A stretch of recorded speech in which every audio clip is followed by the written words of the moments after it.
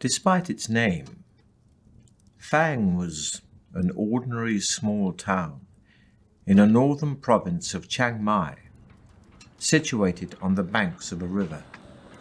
It made a convenient stopover for river traders and passengers throughout most of the year. A few barges, rafts, and sometimes even a large sailboat could usually be found moored at Fang. But all that was long ago, before the creation of the Trial of Champions. Now, once a year, the river is crammed with boats as people arrive from hundreds of miles around, hoping to witness the breaking of an ancient tradition and see a victor in the Trial of Champions.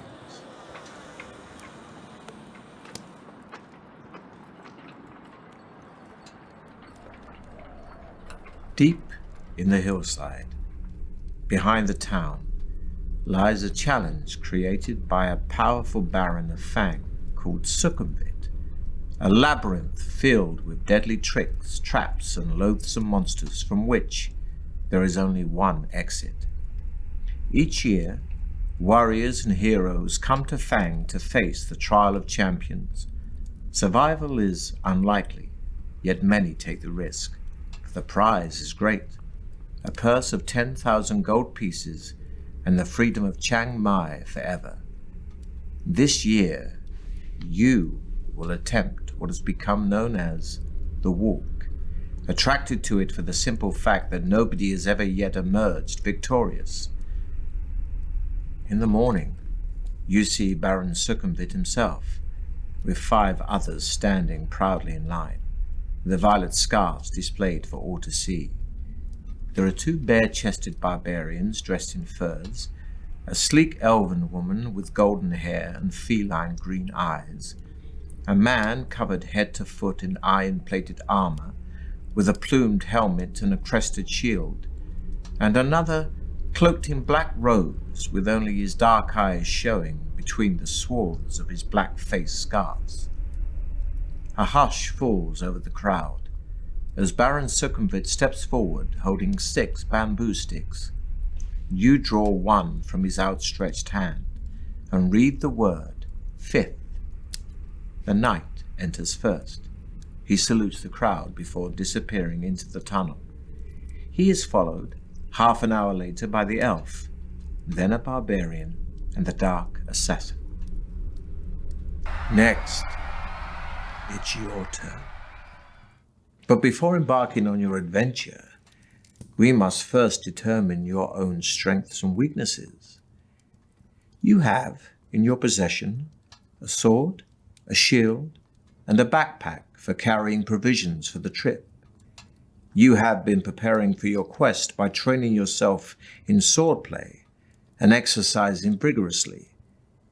To see how effective your preparations have been, dice will be rolled to determine your skill, stamina, and luck scores. Or, if you wish to begin your adventure immediately, you can choose between 3 ready-made adventurers.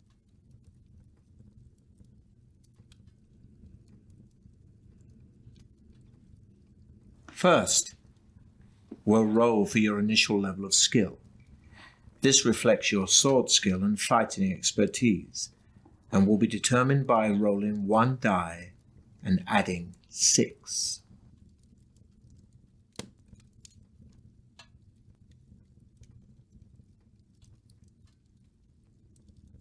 Next, we'll roll for your initial stamina, which represents your strength. So the higher your stamina score, the longer you will survive. This will be determined by rolling 2 dice and adding 12.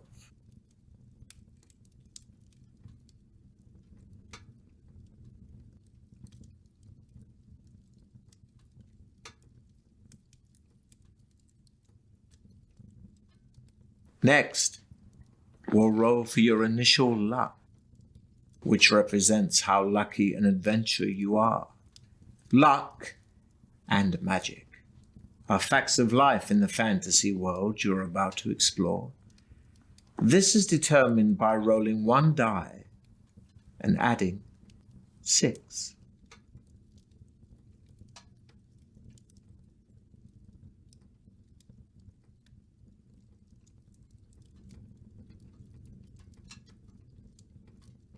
You may also take a magical potion with you to aid you on your quest. Each bottle of potion contains 2 measures, so can be used twice during an adventure.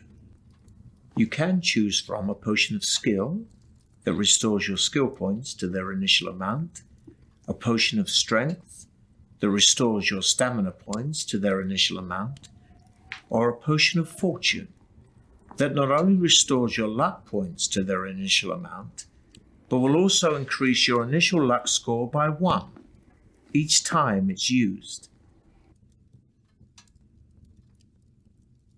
Lastly, before you begin your quest, you are given enough provisions for 10 meals. When you eat a meal, your stamina score will increase by 4 points. But don't forget, your stamina can never exceed the initial amounts you've just set. You have a long way to go, so use your provisions wisely. During your adventure, you'll enter into combat a number of times, and the further you go, the tougher your opponents will be. Combat takes place over several rounds, and your attack strength is based on yours and your enemy's skill scores.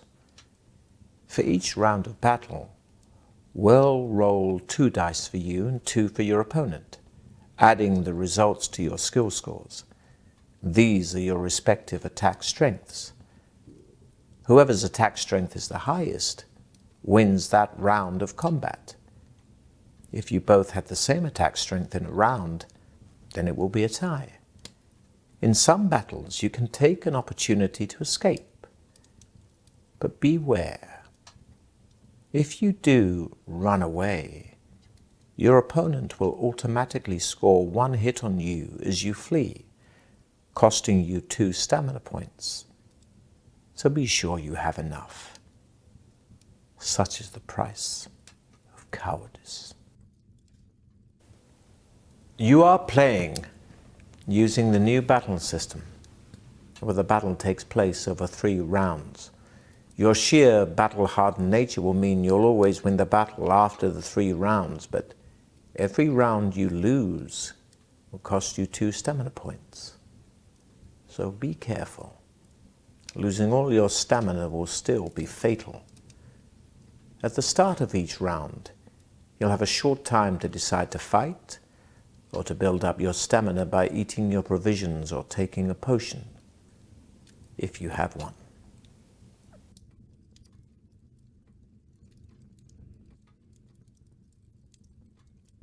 You are playing using the traditional battle system from the original Deathtrap Dungeon book. At the start of each round, you'll have a short time to decide to fight or to build up your stamina by eating your provisions or taking a potion, if you have one. After each battle round, you'll be able to test your luck. By using luck in battles, you can either score a more serious wound on your opponent or minimize the effects of a wound scored on you. If you test your luck after you have just wounded your opponent, we'll roll 2 dice, and if the total is the same or less than your current luck score, you will have been lucky and will take an extra 2 points from your opponent's stamina. But if the roll is greater, then the damage to your opponent will be halved. If your opponent has just inflicted a 2 stamina wound on you, a lucky roll will halve that damage, but an unlucky roll will take an additional stamina point. One last thing. Testing your luck has a cost. Each time you test your luck score will be reduced by 1 point.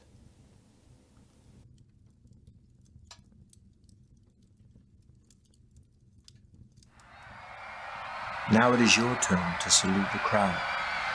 Holding your violet scarf aloft, You take one final deep breath of cool, fresh air before turning to pass between the stone-pillared gateway into Succumbit's corridors of power to face unknown perils in the walk through the mighty Baron's Deathtrap Dungeon.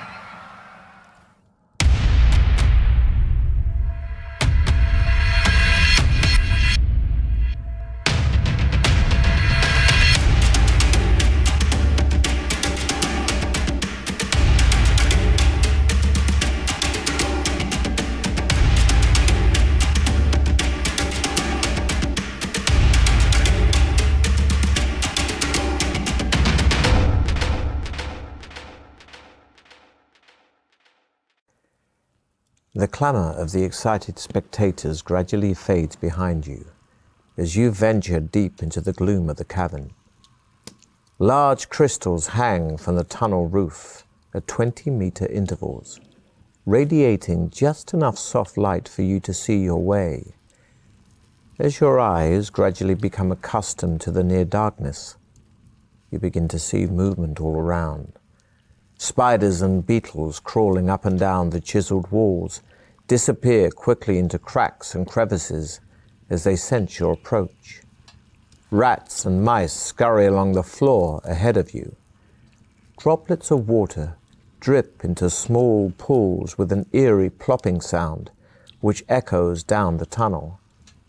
The air is cold, moist, and dank. After walking slowly along the tunnel for about 5 minutes, you arrive at a stone table standing against the wall to your left.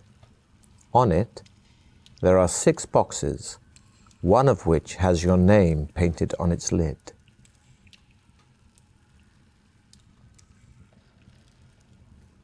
The lid of the box lifts off easily, and inside you find 2 gold pieces and a note written on a small piece of parchment addressed to you.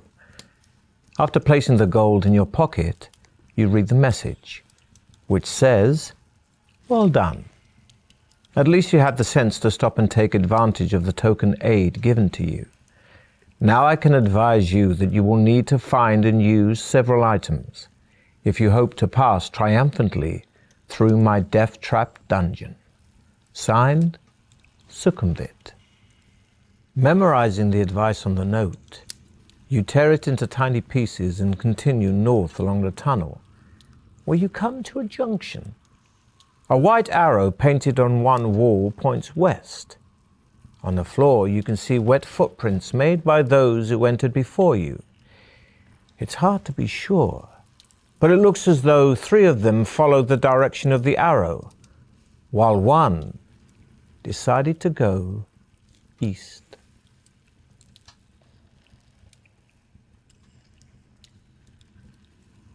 Following the 3 sets of wet footprints along the west passage of the tunnel, you soon arrive at a junction.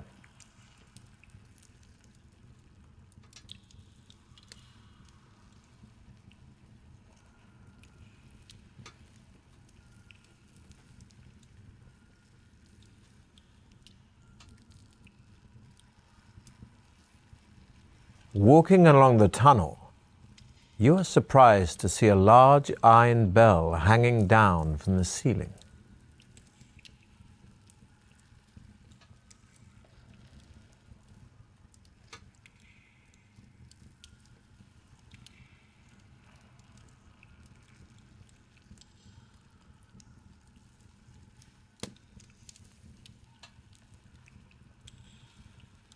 A dull bong sounds from the bell like a death toll. Everything around you begins to vibrate. You grit your teeth as your head starts to shudder. Your whole body is trembling. You fall to the floor, losing 2 skill points and 2 stamina points. You quiver and shake, writhing convulsively on the floor as the vibrations intensify. You search desperately for a way of stopping the bell.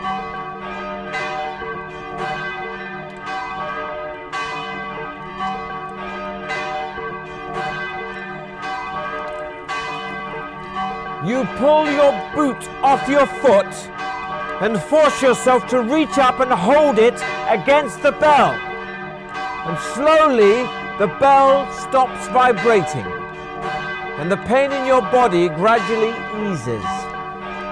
You manage to stand up, but you do not release your boot from the bell until it becomes completely still. You put your boot back on and continue your journey west. The tunnel veers sharply to the right and continues north for as far as you can see. You hear a tremendous commotion in the distance, growling and snarling and howling. You draw your sword and set off in the direction of the noise. Ahead, in the dim light, you see two hobgoblins fighting, punching, and kicking each other furiously. Next to where the hobgoblins are fighting, there is a leather bag lying on the floor, and it seems to be this that they are fighting over.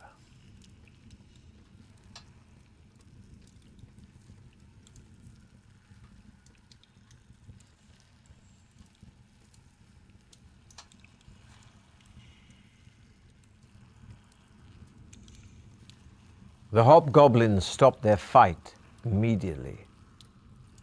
They do not understand what you are saying and snarl at you viciously.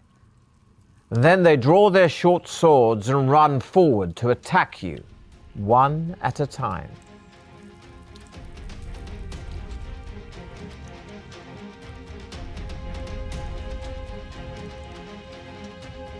You run at the hobgoblin, but it's ready and lands a punch squarely on your chin.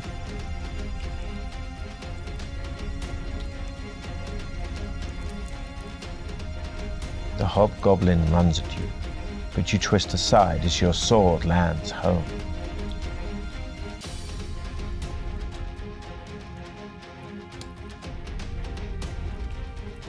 With one eye still on the bag, the hobgoblin doesn't see you attack and screeches as you land a blow.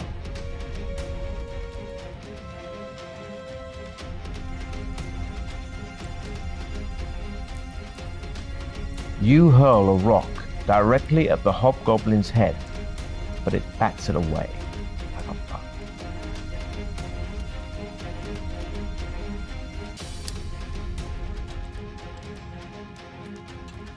Pretending to be tired, you bend over to grab a handful of dirt and throw it in the hobgoblin's face, making your subsequent attack very effective.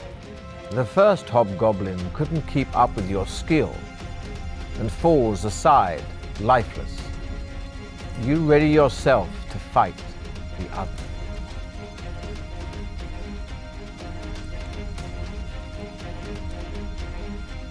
The hobgoblin runs at you, but you twist aside as your sword lands home.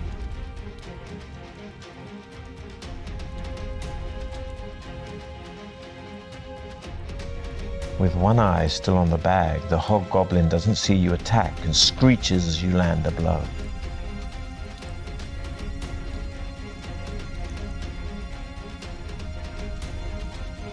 Pretending to be tired, you bend over to grab a handful of dirt and throw it in the hobgoblin's face, making your subsequent attack very effective.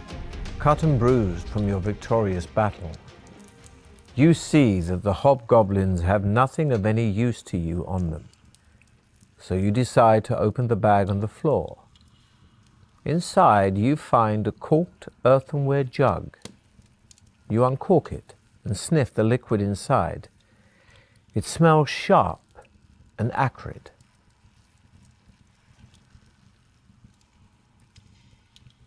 Acrid smoke rises from the jug as you lower the cloth into it. The liquid is unmistakably acid.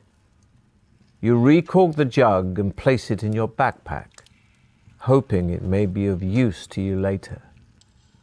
You sheathe your sword and press on, northwards. The tunnel soon takes another sharp right turn. Following it east, you arrive at a strange obstruction. a row of 12 wooden poles across the tunnel. They are fixed to the walls at each end, about half a meter off the floor and spaced about a meter apart.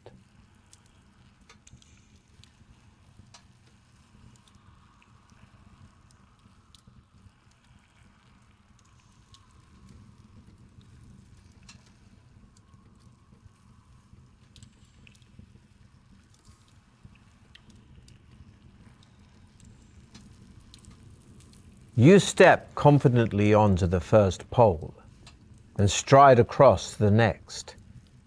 As you land on the third pole, it immediately releases a shower of sharp splinters, each several centimeters long, and losing you 2 luck points.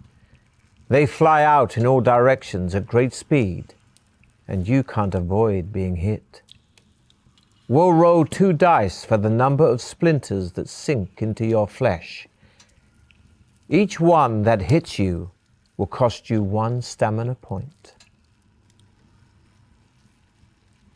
You manage to scramble over the remaining poles and sit down to the painful task of removing the splinters from your body. After resting for a while, you set off east again. The tunnel ends at a junction. The footprints you have been following turn north, and you decide to stay with them. You soon come to another junction in the tunnel. One branch leads east, but the wet footprints you have been following continue north, and you decide to follow their trail. The passage opens out into a wide cabin which is darker but much drier. Ahead, you see the footprints gradually fade, then disappear. There is a large idol in the center of the cabin that must be 6 meters high. In its head are jeweled eyes, each as big as your fist. On either side of the idol stand 2 giant stuffed, bird-like creatures.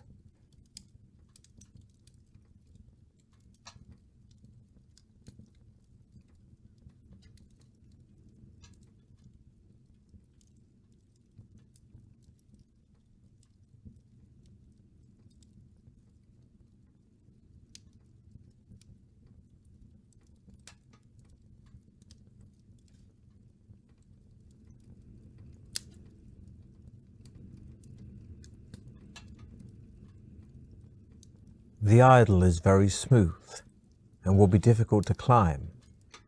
Some rope would have been ideal for this task, but alas, you don't have any. So slowly and carefully, you begin to climb the idol. You're about to grab hold of its large ear when suddenly your foot slips. We'll need to check how lucky you are. We'll roll 2 dice. And if the number rolled is equal to or less than your current luck score, you have been lucky. But if the number rolled is higher than your current luck score, you have been unlucky.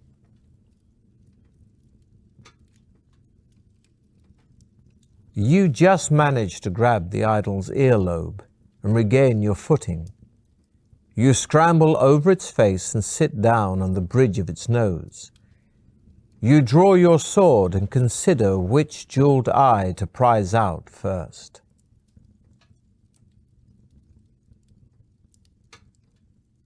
As you touch the emerald eye of the idol, you hear a creaking sound below you. Looking down, you are shocked to see the 2 stuffed birds taking flight. Their wings flap in jerky movements, but they are soon above you and look set to attack. You'll fight the flying guardians, one at a time, but your skill is reduced by 3 during this combat because of your restricted position.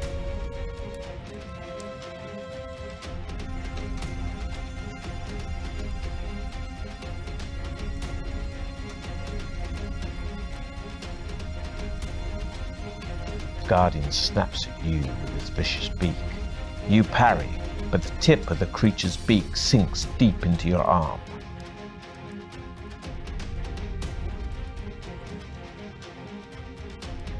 The beating wing of the Guardian smashes into the side of your head, leaving you seeing stars and sapping your stamina.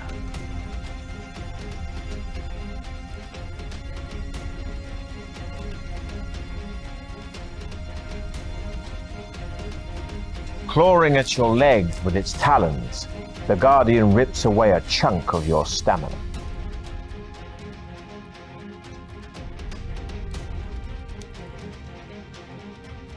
The Guardian snaps at you with its vicious beak, but you're able to smash the hilt of your sword into its outstretched neck.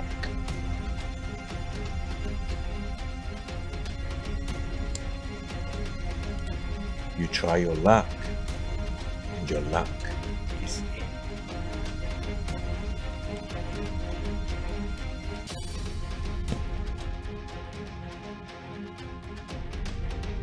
The Guardian snaps at you with its vicious beak. You parry, but the tip of the creature's beak sinks deep into your arm.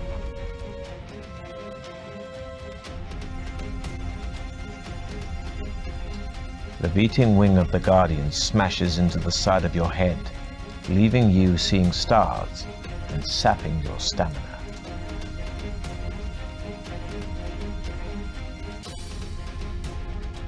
Clawing at your leg with its talons, the Guardian rips away a chunk of your stamina.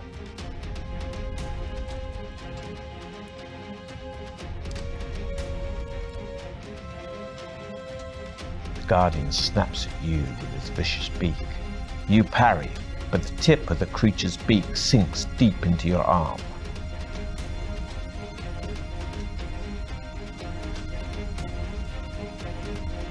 The beating wing of the Guardian smashes into the side of your head, leaving you seeing stars and sapping your stamina.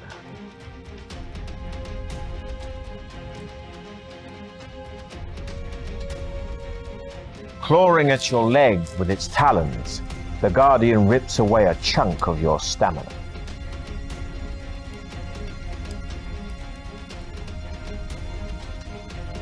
The Guardian snaps at you with its vicious beak. You parry, but the tip of the creature's beak sinks deep into your arm.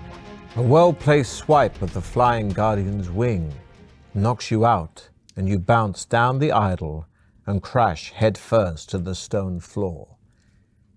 Your adventure ends here.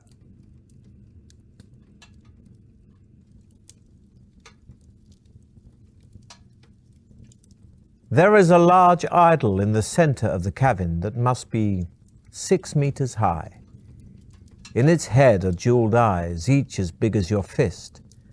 On either side of the idol stand 2 giant stuffed, bird-like creatures. The idol is very smooth and will be difficult to climb. Some rope would have been ideal for this task, but alas, you don't have any. So slowly and carefully, you begin to climb the idol. You're about to grab hold of its large ear when suddenly your foot slips. We'll need to check how lucky you are. We'll roll 2 dice, and if the number rolled is equal to or less than your current luck score, you have been lucky. But if the number rolled is higher than your current luck score, you have been unlucky. You just managed to grab the idol's earlobe and regain your footing. You scramble over its face and sit down on the bridge of its nose. You draw your sword and consider which jeweled eye to prize out first.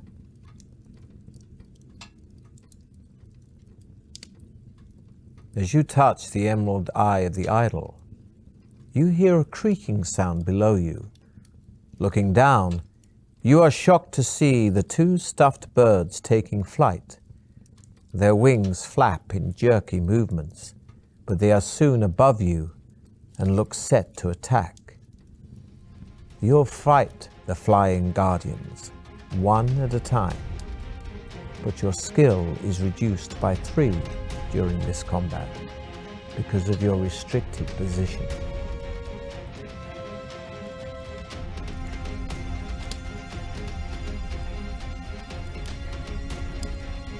The Guardian snaps at you with its vicious beak.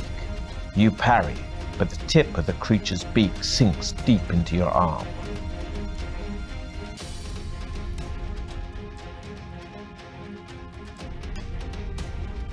The beating wing of the Guardian smashes into the side of your head, leaving you seeing stars and sapping your stamina.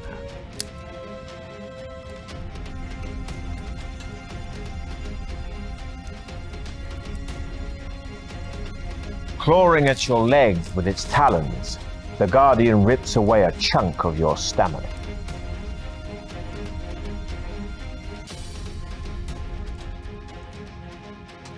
You lunge for the creature as it flies above you, but your sword clangs into the statue. Neither of you are harmed.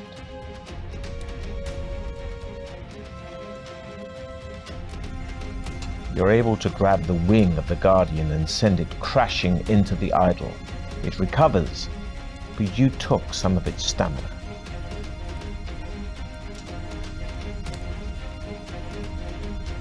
You try your luck, and your luck is in.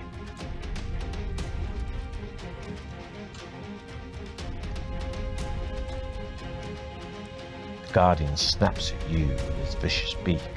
You parry, but the tip of the creature's beak sinks deep into your arm.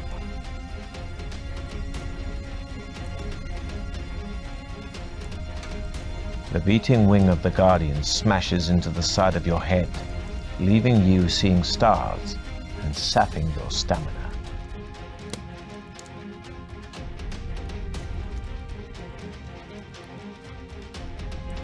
The Guardian snaps at you with its vicious beak, but you're able to smash the hilt of your sword into its outstretched neck.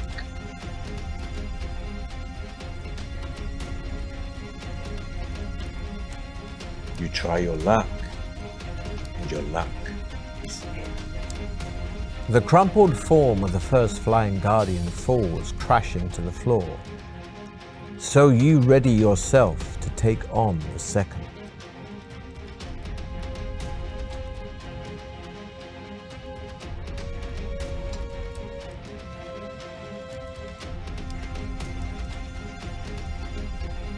Coming at you with its razor-sharp talons, you're able to swipe your sword, partially removing one of the Guardian's toes.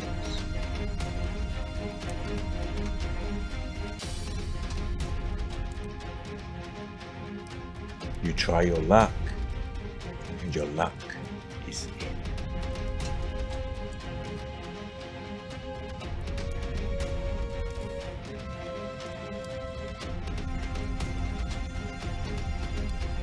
Clawing at your legs with its talons, the Guardian rips away a chunk of your stamina.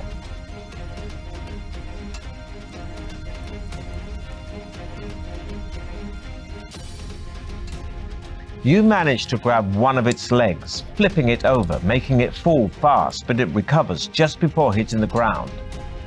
Neither of you are harmed.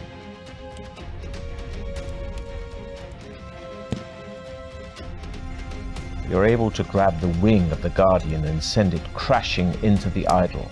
It recovers, but you took some of its stamina.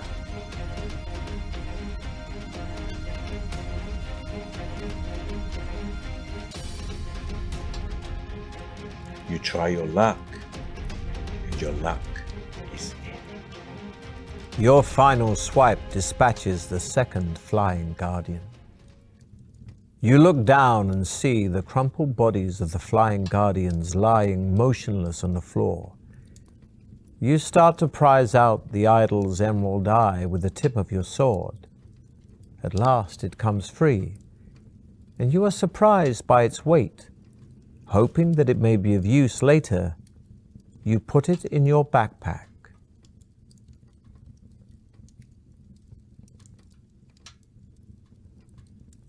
You lower yourself carefully down the idol and wasting no more time in the cavern, run forward to the tunnel in the northern wall. Not much farther down the tunnel, you come to a closed door on your left. Putting your ear to the door, you listen intently but hear nothing.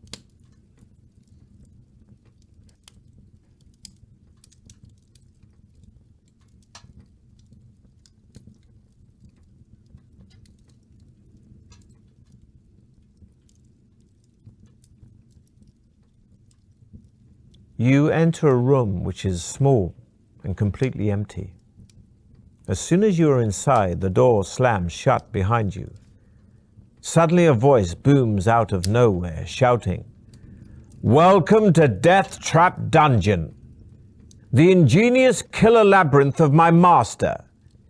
Adventurer, I trust you will pay your respects to my master by shouting out his name."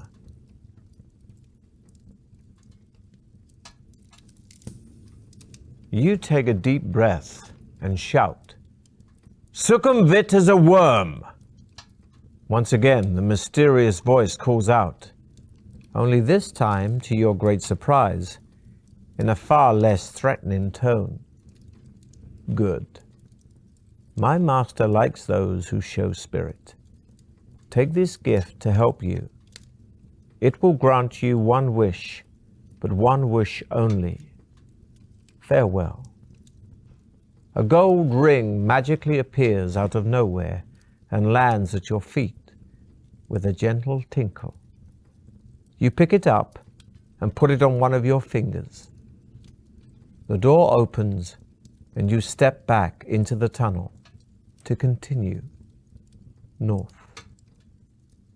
The tunnel twists and turns, but keeps steadily north. Ahead, you see a thin shaft of blue light streaming down from the ceiling to the floor. It sparkles and shimmers, and you can see images of laughing faces in the light.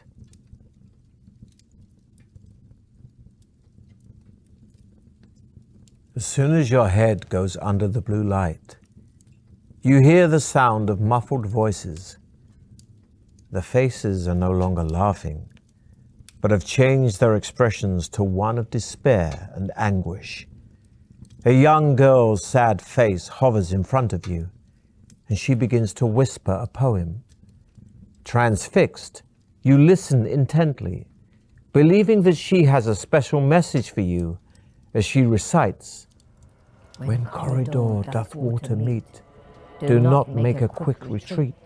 Take a breath and jump deep in, if your trial you hope to win." Memorizing the spirit girl's poem, you step through the shaft of light and quickly head on north. You come to an arched doorway set in the right-hand wall of the tunnel. The heavy stone door is closed, but there is an iron latch and a round handle.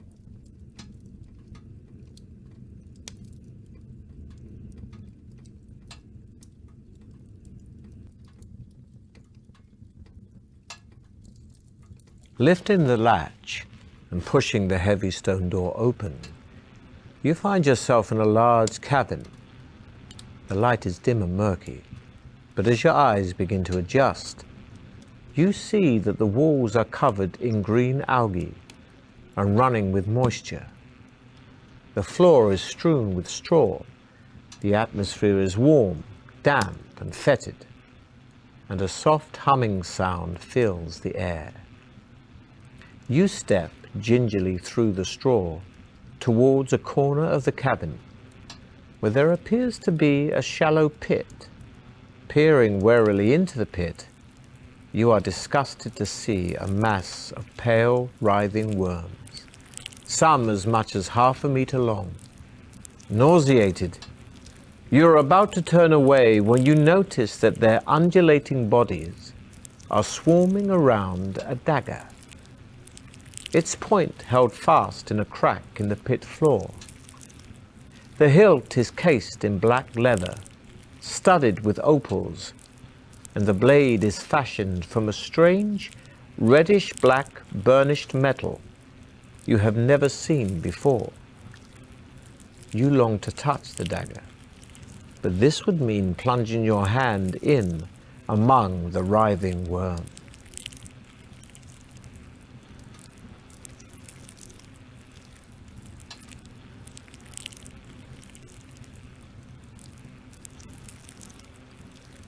Taking a deep breath, you lean over the pit and plunge your forearm into the mass of wriggling worms. They are cold and clammy and feel extremely nasty, but at least they are harmless, and you are able to seize the dagger by the hilt. You give it a hard tug and it comes away from the crack in which the tip was embedded.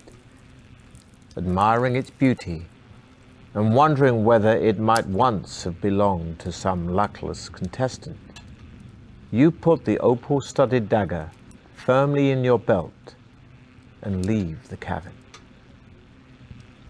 As you make your way back to the doorway, the buzzing sound increases in intensity, and you look around desperately to discover where it's coming from. Glancing up in the nick of time, you see a huge and grotesque black shape of a giant fly emerging from a recess high up in the cavern wall. As it gets closer, you realize that it's at least 1.5 meters long.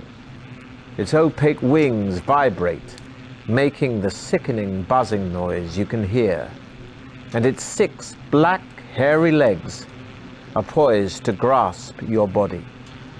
Below, its multifaceted eyes is a long, shiny black proboscis, which darts in and out venomously.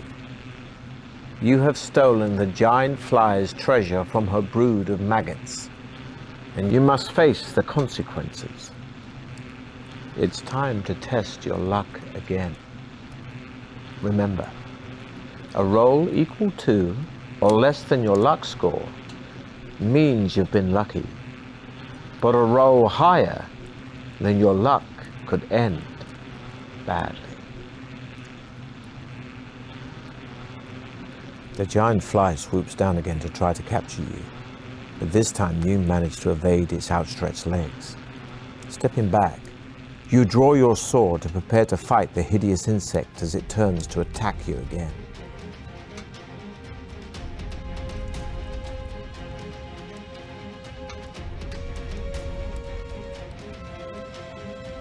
The fly charges at you and slams into you like a cannonball, hitting your chest and knocking you flat to the floor.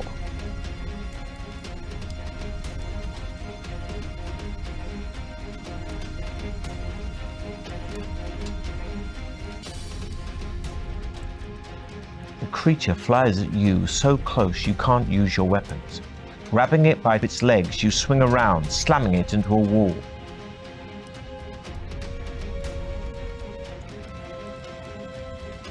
Flying just out of reach, the fly sprays its acidic saliva into your face.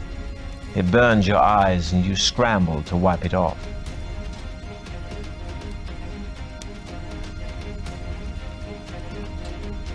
Again, it grabs you with 4 of its legs, climbing quickly and dropping you to the floor, landing heavily.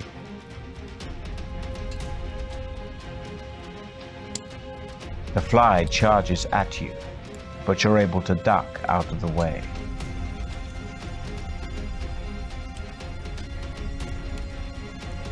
You spin your sword around your head, clipping the fly and removing part of one of its legs.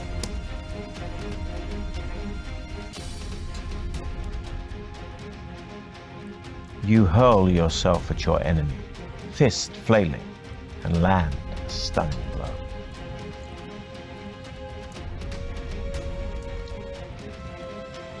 The fly charges at you and slams into you like a cannonball, hitting your chest and knocking you flat to the floor.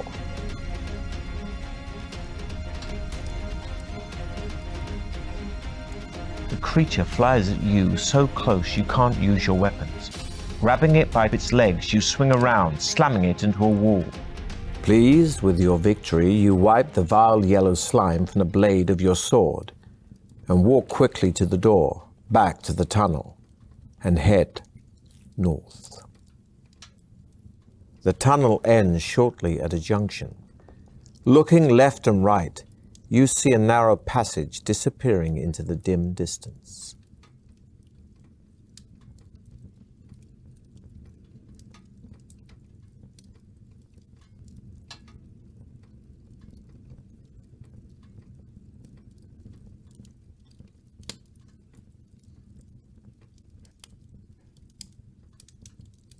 You walk down the passage and soon find yourself standing at the edge of a deep, dark pit. The passage continues east on the other side of the pit. You think you could probably jump over the pit, but you are not sure. There is a rope hanging down from the ceiling over the center of the pit.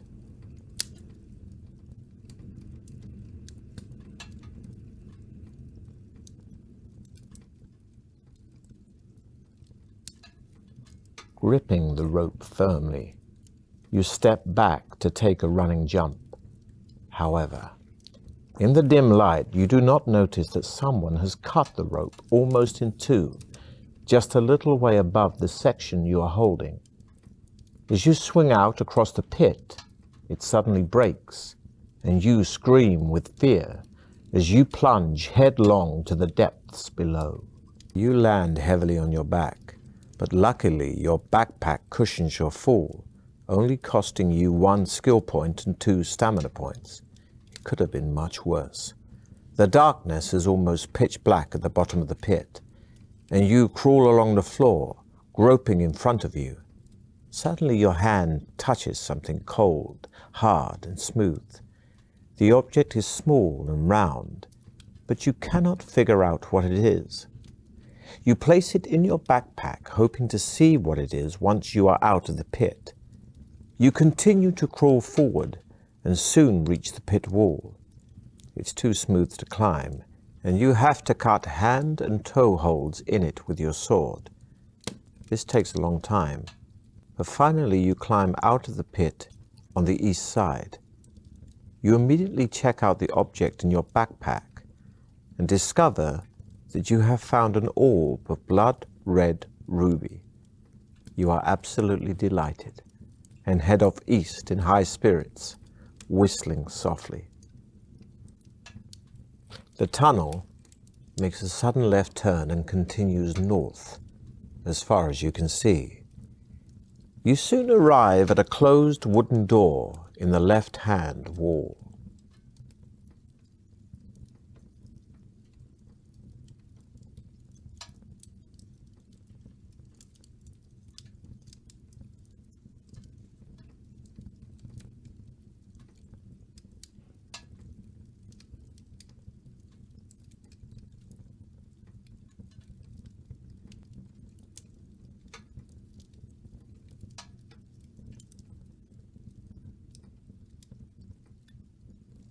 The door opens into a large candlelit room filled with incredibly lifelike statues of knights and warriors.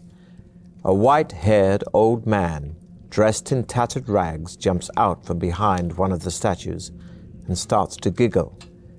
Though he looks like a fool, the sparkle in his eyes makes you think there is more to him. In a high-pitched voice, he says, "Oh, good! Another stone for my garden. I'm glad you have come to join your friends. Now, I'm a fair man, so I'll ask you a question. If you answer correctly, I'll let you go free. But if your answer is wrong, I'll turn you to stone." He starts to chuckle again, obviously pleased with your arrival.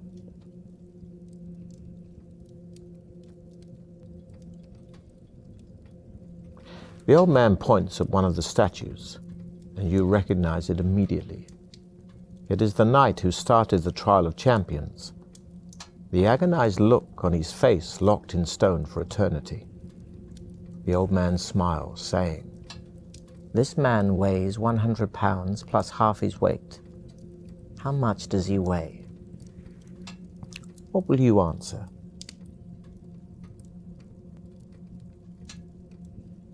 Still smiling, the old man looks at you and says, Well done, stranger.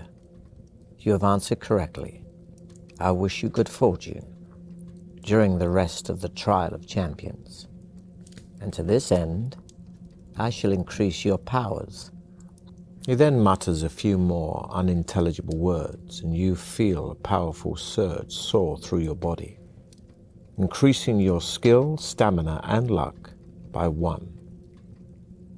You bid the old man farewell and leave his room to continue north along the passage. Only a few meters further down the passage, you see another closed door in the left-hand wall. The letter X is scratched into its center panel. Putting your ear to the door, you listen intently, but can hear nothing.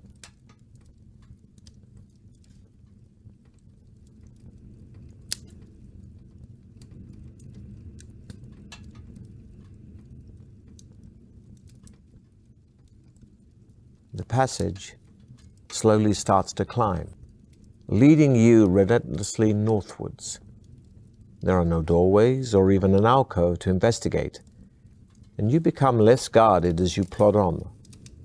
After a while, you become so nonchalant that you fail to notice a thin tripwire stretched low across the passage.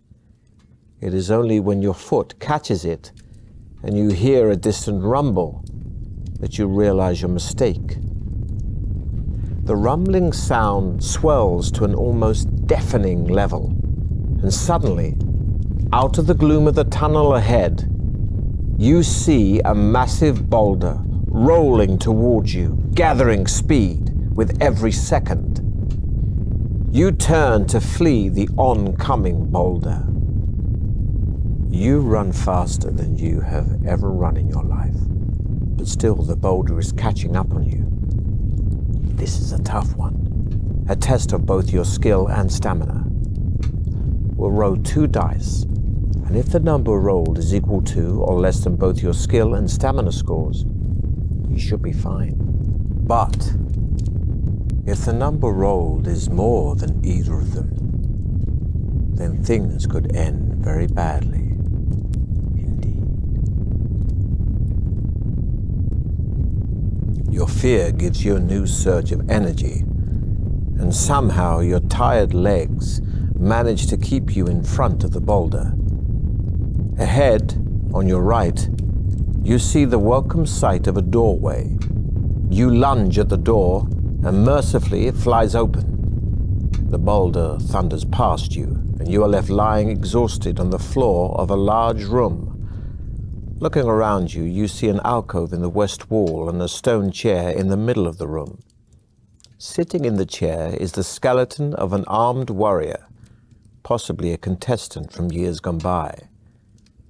The skeletal fingers of its right hand grip a crumpled parchment.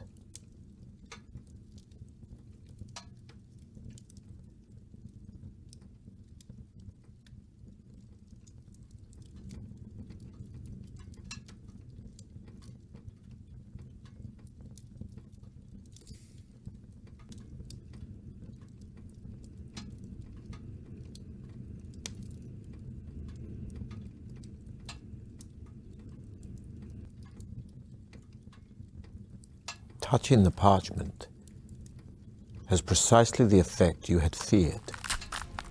The skeleton lurches forward, and rising from its chair in a series of jerking movements, raises its sword to strike you.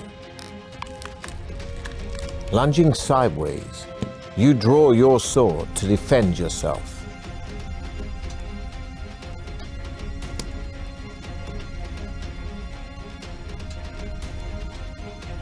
You jump back as the skeleton swings its sword, but not quickly enough, and it tears into your shoulder, sapping your stamina.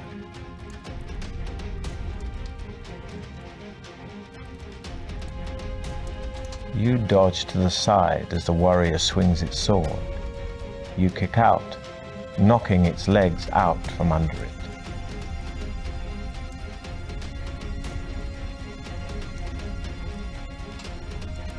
You run around the jerking skeleton, smashing your sword into its arm.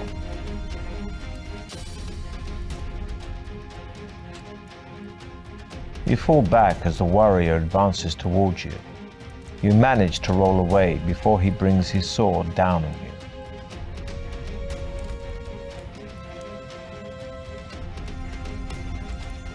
The skeleton is strong, but slow. You swing your sword, which smashes into its leg. Once again you reach for the parchment, only this time lying amidst a pile of broken bones. Unfolding it, you see a map of a room with a drawing of a hideous creature inside it. Beneath the monster is a rhyme, which reads, "Should you meet the manticore, of its tail beware. Shield yourself against the spikes flying through the air." You fold up the piece of parchment and put it in your backpack, repeating the rhyme over and over to yourself. You walk across to the alcove. At the back of the alcove are some steps leading down into a cellar. Cobwebs brush your face as you descend. The cellar ceiling is quite low, and the floor is strewn with debris. In the middle of the wall opposite you is an archway, which leads into another crystal-lit tunnel. There are large mushrooms growing on the debris to your right.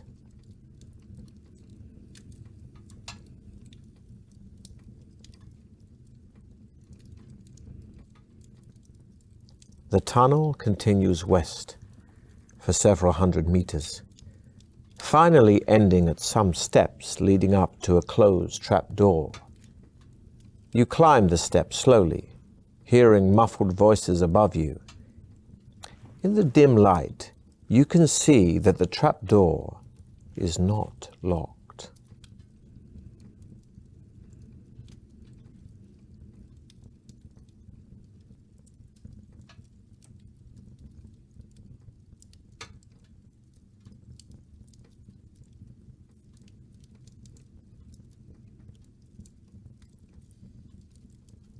You throw the trapdoor open and run up the steps into a bright, lantern-lit room.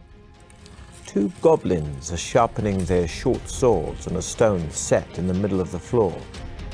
You catch them momentarily off guard, but they quickly recover and both rush forward to attack you.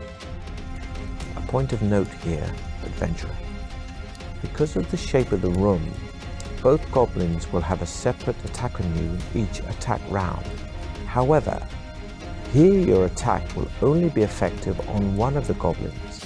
Against the other, you must still use your attack strength in a normal way. But even if your attack would have been effective, you will not wound it. It will just count this as though you have defended yourself. However, if its attack strength is greater, it will have wounded you in the normal way.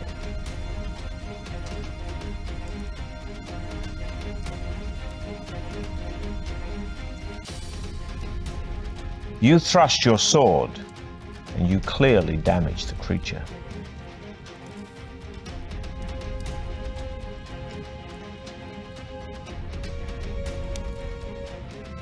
You both swing for each other, and in the confusion, both miss.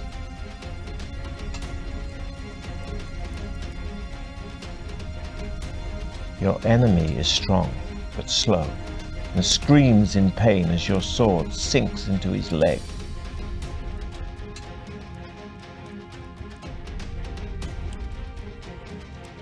You hurl yourself at your enemy, fists flailing, and land a stunning blow.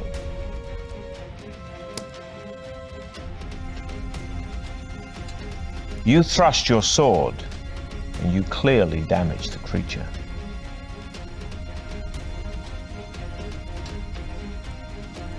You lunge at the creature's stomach with your sword drawn, but the creature whips around, parrying your blow. Neither of you are harmed.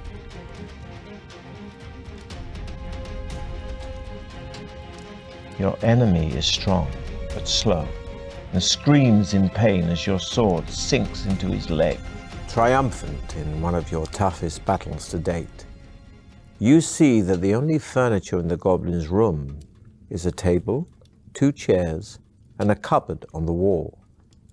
There are 2 closed doors, one in the west wall and the other in the north wall. The cupboard contains a wooden mallet and 10 iron spikes, which you put in your backpack while wondering which door to open.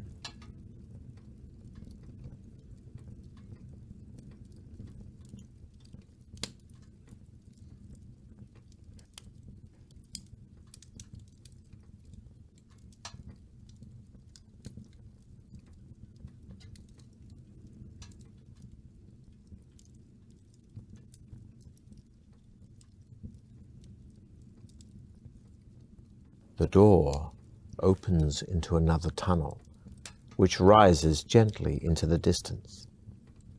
After walking uphill for a while, the tunnel levels out, and you soon arrive at a door in the right-hand wall, to which a withered hand is nailed.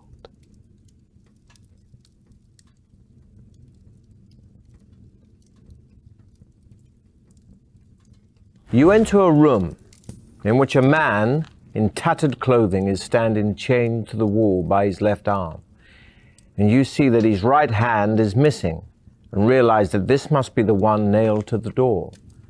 Pleading for mercy, he cowers back from you as far as his chains will allow.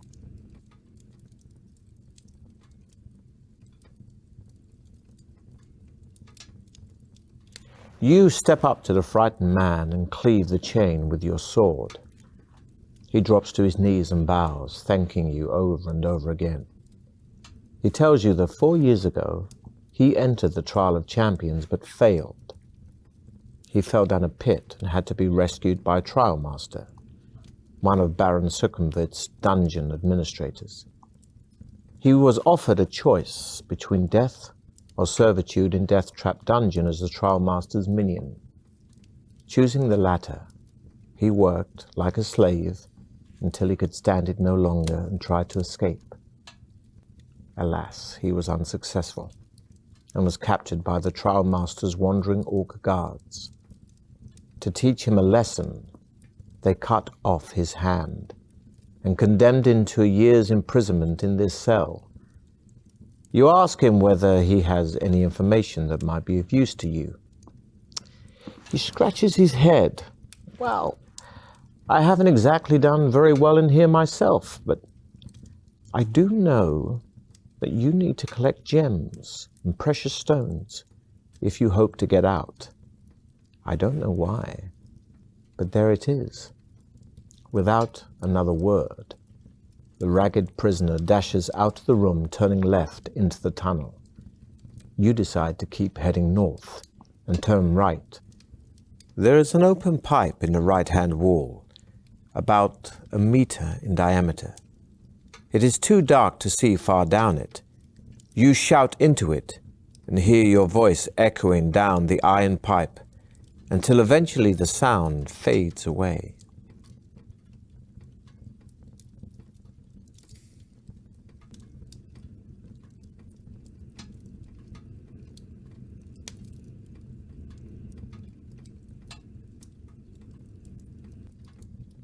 The pipe is wet and slimy, but you crawl on into the dank darkness, slithering and sliding as you go.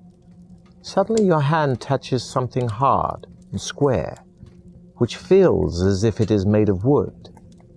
It rattles as you shake it, and you decide you must be holding a box.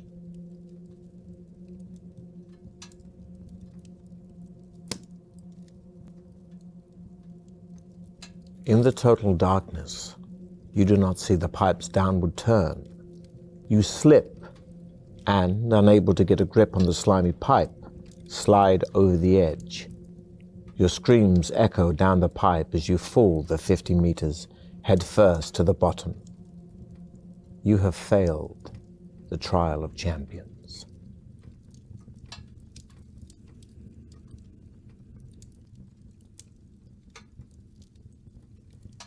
There is an open pipe in the right-hand wall, about a meter in diameter. It is too dark to see far down it. You shout into it and hear your voice echoing down the iron pipe until eventually the sound fades away. The pipe is wet and slimy, but you crawl on into the dank darkness, slithering and sliding as you go. Suddenly your hand touches something hard and square, which feels as if it is made of wood. It rattles as you shake it, and you decide you must be holding a box. Removing the box lid by the light of the tunnel, you find an iron key and a large gem. It is a sapphire. Placing the items carefully in your backpack, you gain 1 luck point and set off north once again. There is a new branch in the tunnel on your left, and ahead you see 2 bodies lying on the floor. You stop and peer down the new tunnel, but seeing no doors or creatures, you decide against walking down it. With your sword drawn, you walk over to the bodies of the 2 orc guards. At least one of your rivals in the Trial of Champions must still be ahead of you. A quick search of the bodies produces nothing, apart from a necklace of teeth around the neck of one of the orcs.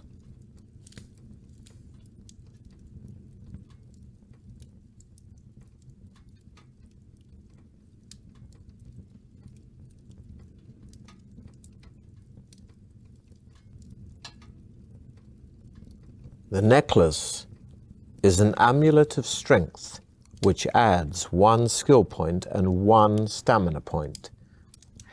Pleased with your find, you continue your quest north. The tunnel soon ends at a junction. Standing there alone and wondering which way to go is one of your rivals. It is one of the barbarians. You call out to him, but at first he does not answer. He merely stares at you coldly, his hands firmly gripping his axe. You walk up to him and ask which way he is heading. He grunts his reply, saying that he is going west, and you may go with him if you wish. The eastern tunnel soon comes to a dead end. A piece of paper, brown and cold with age, is pinned to the end wall.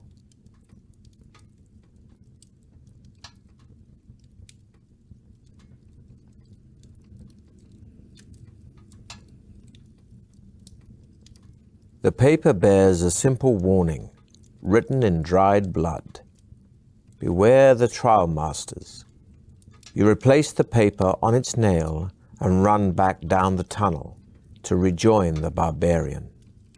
Running down the tunnel, you soon catch up with the barbarian and tell him that the eastern passage comes to a dead end.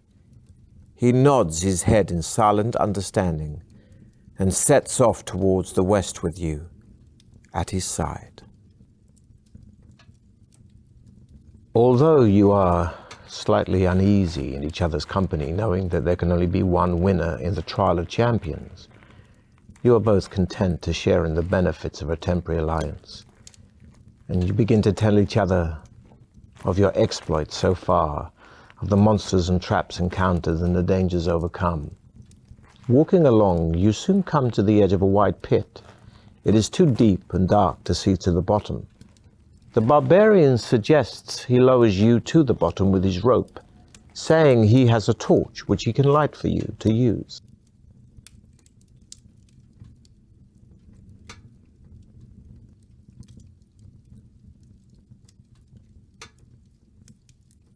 The barbarian reluctantly agrees to your alternative suggestion. You both step back and take running jumps over the pit, landing safely on the other side.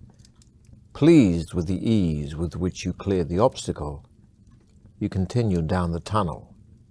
The barbarian, now a little reckless, fails to see a raised floor stone which tilts forward as he stumbles over it, releasing a huge boulder loosely set in the ceiling. The rock crashes down on top of the barbarian, knocking him to the floor, crushing his skull. You must now continue your quest, alone.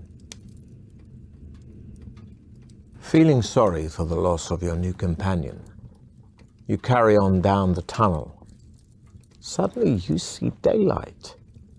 You run towards the most beautiful sight you have seen for a long time and emerge, expecting to see the welcoming sight of cheering people. But there is no hero's welcome from the people all around you. They are dead. You are standing in a cold chamber littered with armored skeletons and bodies.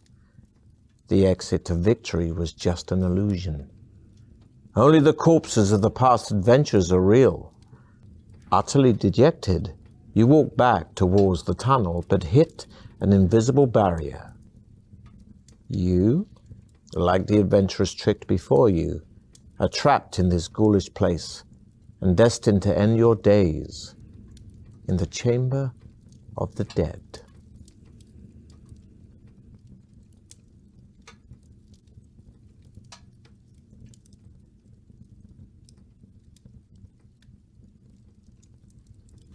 Although you are slightly uneasy in each other's company, knowing that there can only be one winner in the Trial of Champions, you are both content to share in the benefits of a temporary alliance. And you begin to tell each other of your exploits so far, of the monsters and traps encountered and the dangers overcome. Walking along, you soon come to the edge of a wide pit. It is too deep and dark to see to the bottom. The barbarian suggests he lowers you to the bottom with his rope, saying he has a torch which he can light for you to use.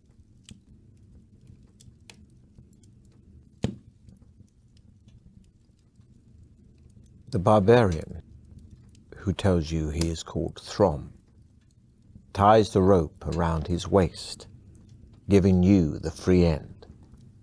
As he lights the torch, you see a look of distrust in his eyes. Slowly, he climbs over the edge of the pit while you brace yourself and take the strain of the rope. As you lower him little by little, you see the smooth sides of the pit illuminated by Throm's torch. He finally reaches the bottom and calls up to you, saying that there is another tunnel running north.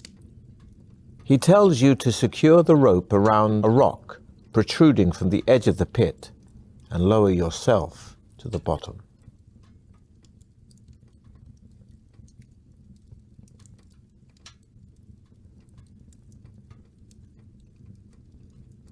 After tying the rope around the rock, you lower yourself slowly to the bottom of the pit.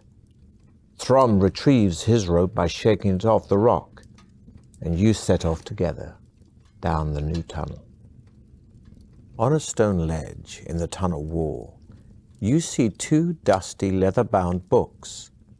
Throm grunts his contempt for the written word, urging you to leave the books and hurry on.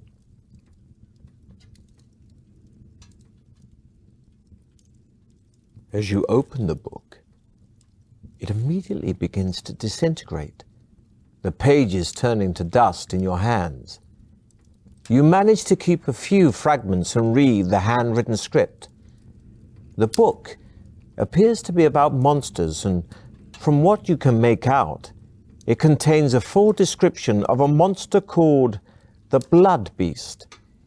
It is a horrific, bloated creature with tough, spiny skin and facial blisters which burst open to become mock eyes, evolved to hide the Blood Beast's only weak spot, the real eyes. Blood beasts usually dwell in pools of fetid slime which give off a poisonous gas so strong that it alone can easily knock people unconscious. The blood beast, although too bulbous to haul itself out of its slime pool, has a long and vicious tongue which it wraps around its victims before it drags them into its pool. As the helpless and still living victim's flesh decomposes in the vile slime, the blood beast will feed on it. You tell Throm about the grotesque blood beast. He merely shrugs his shoulders and tells you to get going.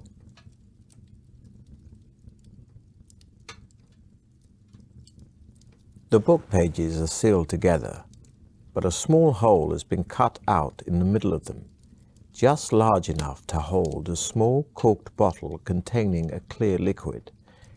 You show it to Throm, who holds up his hand, indicating that he does not want you to come anywhere near him with it.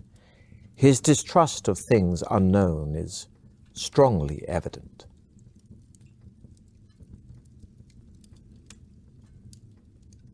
The liquid is a magical potion that will enable you to detect hidden traps and adds 2 luck points.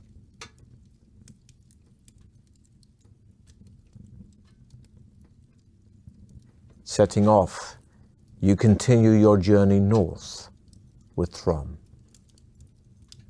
The tunnel turns sharply to the right, continuing east for as far as you can see. Throm stops and tells you to halt as well. He turns his head slowly from side to side, listening.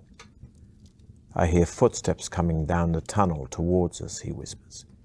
Draw your sword. You both crouch down to hide in the shadows, and not a minute too soon. For a moment later, you see the silhouette of 2 armed guards. Throm jumps up and dashes forward, screaming a loud battle cry. They are 2 cave trolls. Throm attacks the first one with his battle axe, and you run to his aid to attack the second.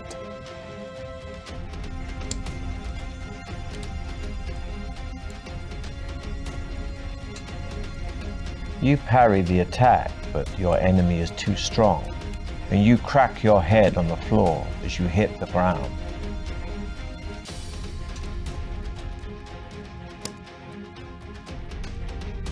The troll takes a swing at your head. Thankfully, you duck just in time.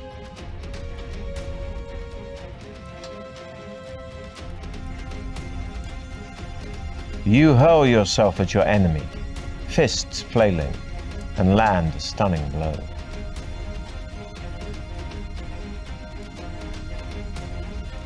You try your luck, and your luck is in.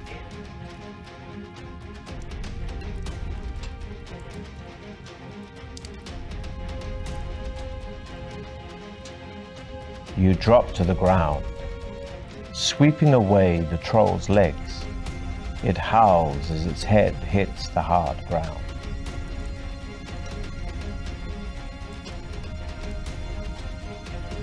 You try your luck, and your luck is in.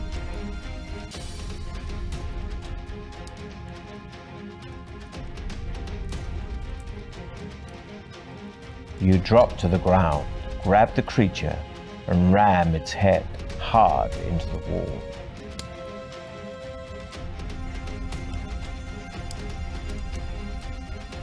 You try your luck, and your luck is in. You look to the left and see Throm standing over the cave troll he has slain. Blood is pouring out from a deep cut in his shoulder, but it does not seem to worry him. You search the bodies of the cave trolls, but find nothing apart from a bone ring on a leather cord hanging round the neck of one of them.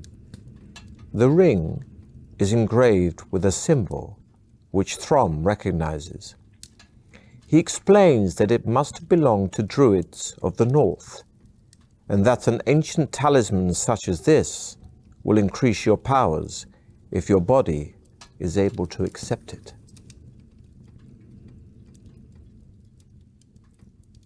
As soon as you put the ring on your finger, your whole body starts to shake.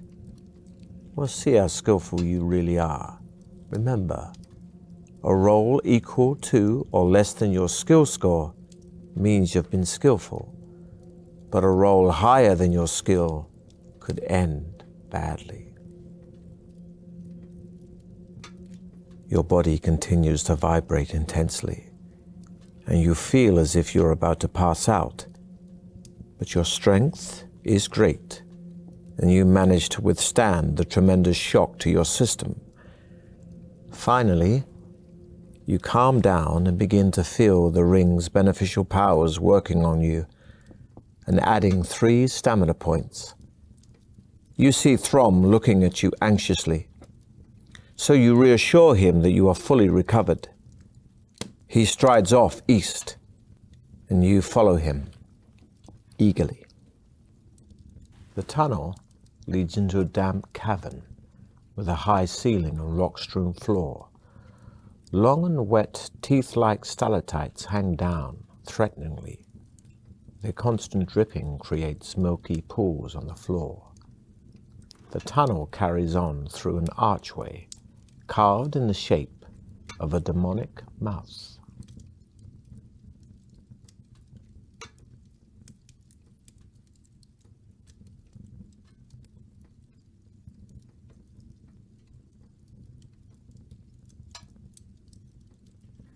The tunnel ends at a large oak door.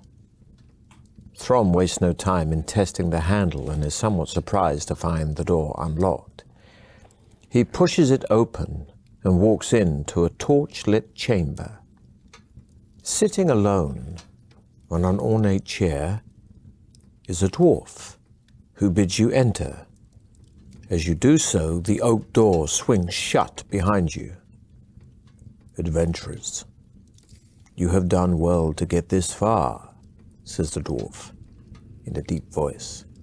However, as you both know, there can only be one winner in the Trial of Champions. As Trial Master, it is my duty to Baron Circumvit to let only the most able continue. Therefore, I must devise a test of wits and strength to eliminate one of you. Please do not attempt to dispose of me. It will be utterly pointless, for, as you can see, there is no obvious way out of this chamber, and only I know where the hidden exit lies. Now, if you would care to decide between you who will go first, I shall make the necessary preparations.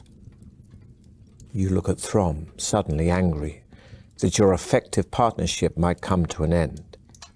He leans over and whispers in your ear that you should try to kill the dwarf and worry about the exit later.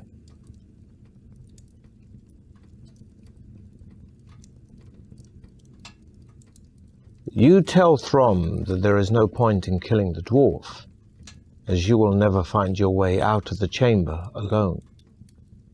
You argue that an opportunity of tricking the dwarf might arise later, once you have found the exit from the chamber. So you intend to go through with the dwarf's test. You tell the dwarf that you are ready, and he beckons you to follow him, telling Throm to wait for his return. A secret door opens in the chamber wall, and you follow the dwarf into a small circular room. He closes the door behind you and hands you 2 bone dice, telling you to throw them onto the floor. You roll a 6 and a 2, a total of 8. The dwarf asks you to roll them again, but this time you must predict whether the total will be the same, less, or more than the 8.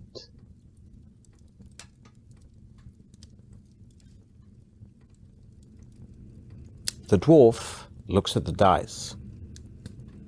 Not very good at playing the odds, are you? He sneers. I regret you must suffer a penalty before you can continue. From out of his pocket, he produces 2 pills. One is stamped with the letter S, and the other stamped with the letter L. He asks you to choose one and swallow it.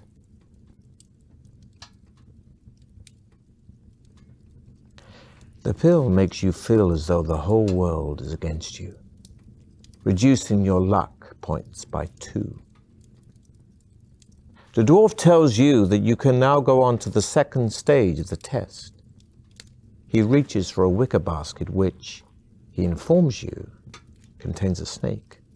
He tips the basket over and the snake drops out onto the floor. It is a cobra, and it rears up in the air, ready to strike. The dwarf tells you that he wishes to test your reactions. You must grasp the cobra bare-handed below its head, avoiding its deadly fangs.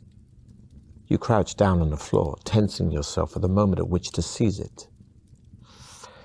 This will be a tough test of your skill. With lightning speed, you thrust your hand out and grip the cobra just below its open mouth. You lift it up, and with your arm outstretched, you dangle it in front of the dwarf. He doesn't flinch, but says in his calm, expressionless way, Please put the cobra back in the basket and prepare for the final part of the test. Follow me. You do what he says and follow him back into the chamber, where Throm is pacing up and down, obviously ill at ease. You wave to him while the dwarf opens a second secret door and tells you to walk on through and wait for him. Again you comply, and you find yourself in another circular room, although this one resembles a small arena. The floor is covered with sand, and a small balcony runs around the arena wall. Opposite the secret entrance you came in through is an ominous-looking wooden door. Suddenly you hear a shout, and you look up to see the smiling dwarf standing on the balcony. He throws 2 pieces of paper down to you. On one of them, the words, "No crop is," are written. On the other, "Ruin moat." In his ever-calm voice, he says, If you rearrange the letters of the words, you will find the names of 2 creatures. You may choose which one to fight in my arena of death. Can you identify the creature by rearranging the letters?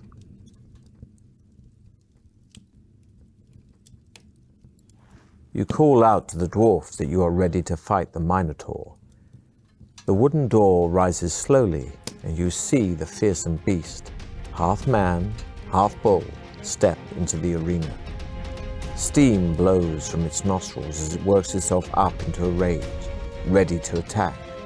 Suddenly it rushes forward, swinging its double-headed axe.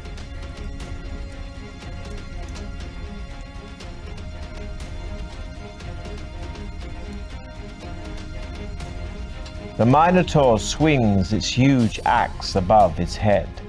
You step aside as it smashes into the floor. You're able to land an attack from the side.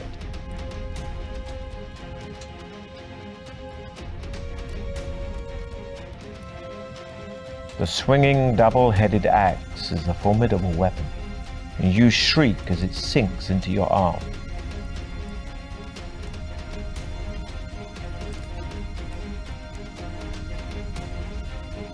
Your speed is improving.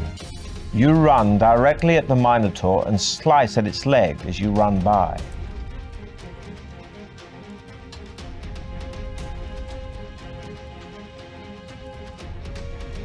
You manage to get around the back of your enemy, but it quickly kicks backward, catching you agonizingly in the stomach.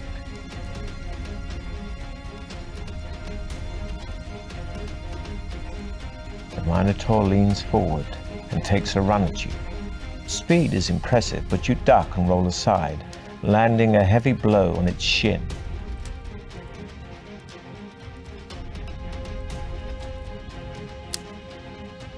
You try to run around the Minotaur, but it grabs your arm, throwing you hard into the wall.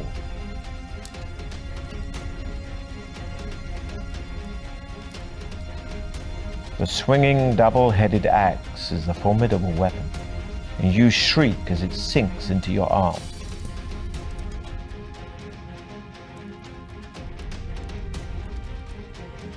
The Minotaur swings its huge axe above its head.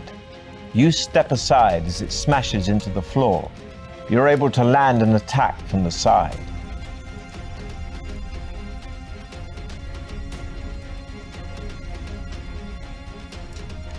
Your speed is improving.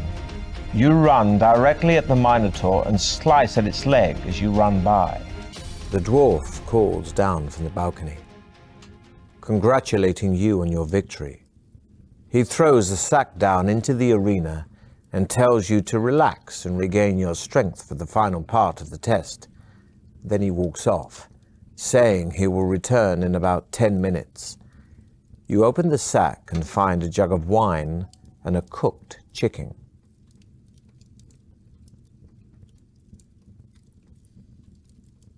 The food and drink are excellent and you feel much better, gaining 2 more stamina points. Fully satisfied, you sit down and await the dwarf's return. After about 20 minutes, the dwarf reappears on the balcony.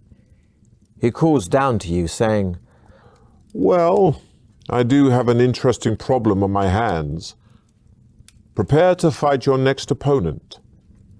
The wooden door rises once again, and you are surprised to see a familiar face.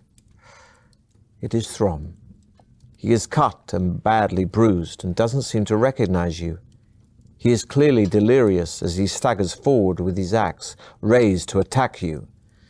The dwarf laughs and says, The cobra bit him, but he has the strength of an ox and managed to carry on, even though most men would have died. Now you must fight him to decide finally which of you will continue the trial of champions. You shout abuse at the dwarf, protesting the cruelty of such a contest. He merely laughs, and you have no option but to defend yourself against poor Throm. Despite his wounds, he is immensely strong.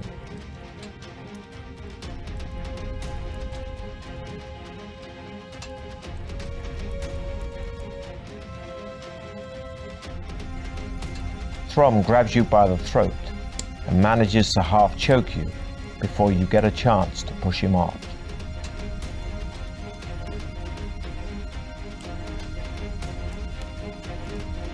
Throm is tall, and you duck, grab him, and ram his head hard into the wall.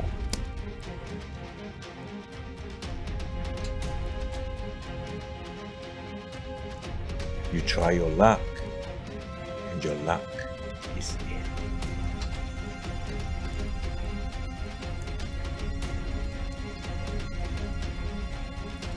You hurl yourself at Throm, fists flailing, and land a stunning blow on his chin.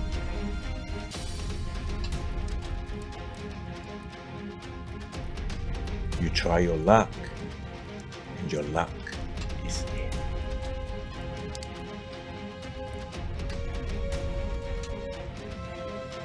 You drop to the ground, sweeping away Throm's legs. You hate it as he howls as his head hits the hard ground.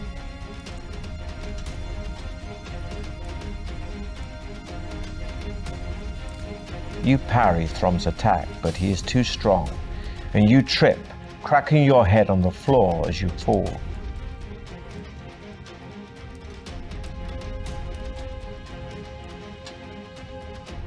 Throm swings low, crashing into your ankles and knocking you off balance.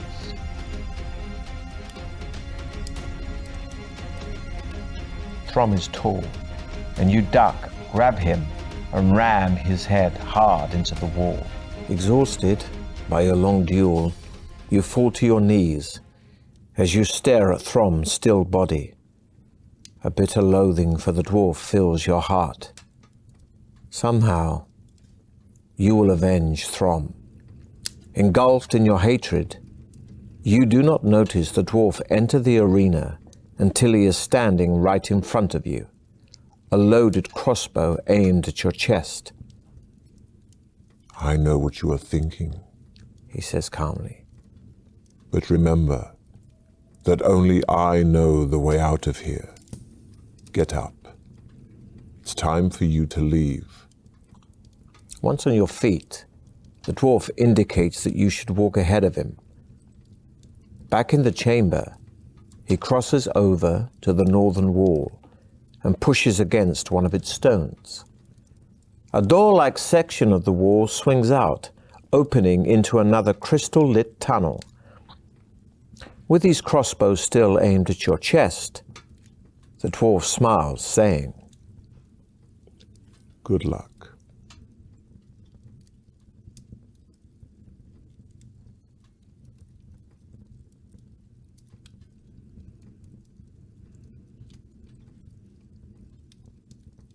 The dwarf is expecting your move. Furthermore, you are not as fast as you should be because of your recent ordeal, so he easily evades your punch, saying, I could kill you now if I wished, but I yearn for a hand-to-hand fight. Then he throws down his crossbow and draws an axe from his belt.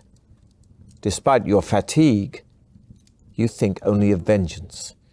Because of your condition, you must reduce your skill by 2 for the duration of the battle.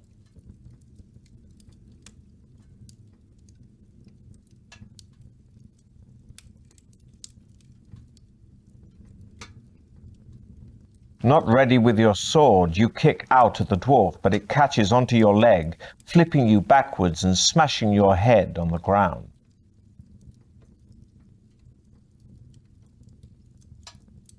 You run at the dwarf, but it's ready for you, and lands a punch squarely on your chin.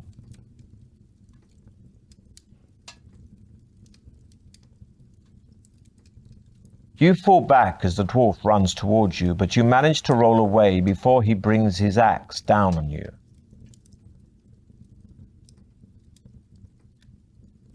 The dwarf runs at you, but you twist aside as your sword lands home.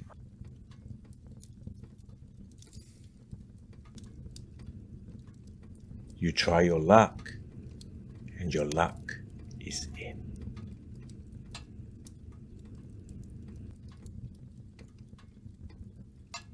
The dwarf ducks as you swing at it, smashing its axe into your leg.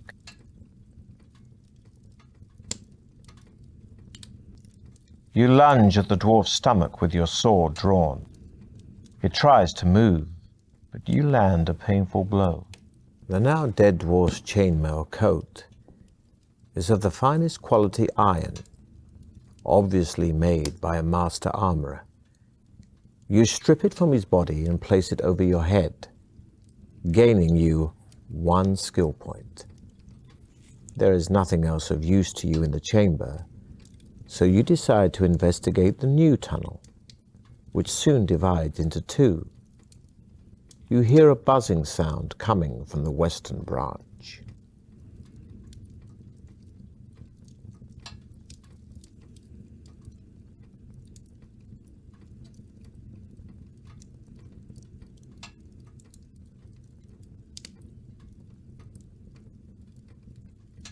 The tunnel leads into a dark chamber, covered in thick cobwebs.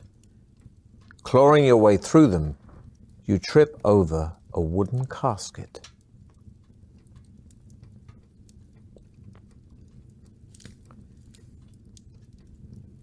The casket opens easily, and inside there is a black velvet bag containing a large pearl, gaining you 1 luck point. After putting the pearl in your pocket, you press on through the cobwebs. You reach the far wall of the chamber and see 2 doors.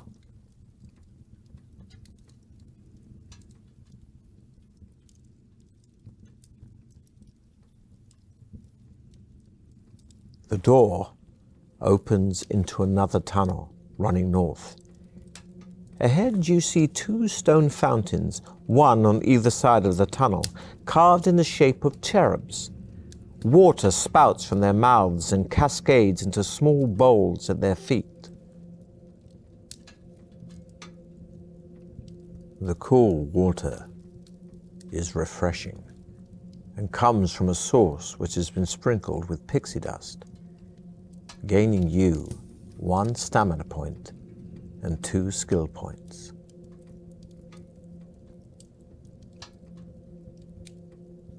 The cool water is refreshing, but it comes from a source which has been cursed by a hag, adding 1 stamina point, but costing you 2 luck points.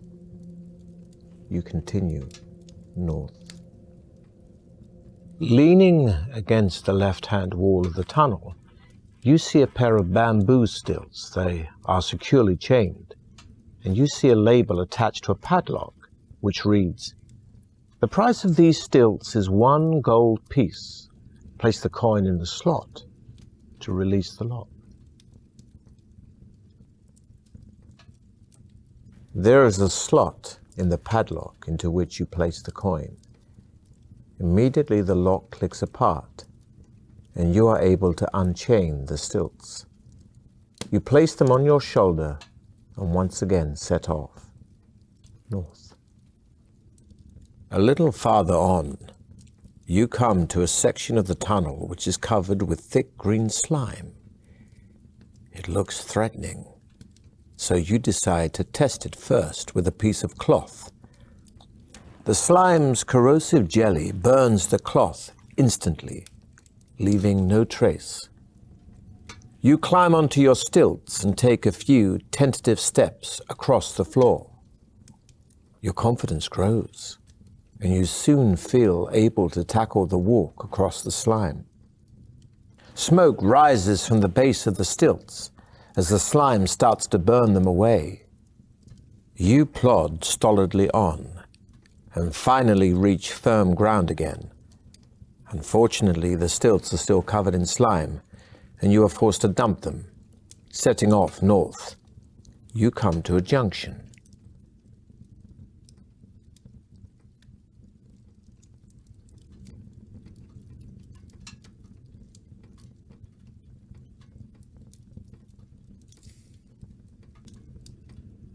You soon arrive at a double door in the left-hand wall.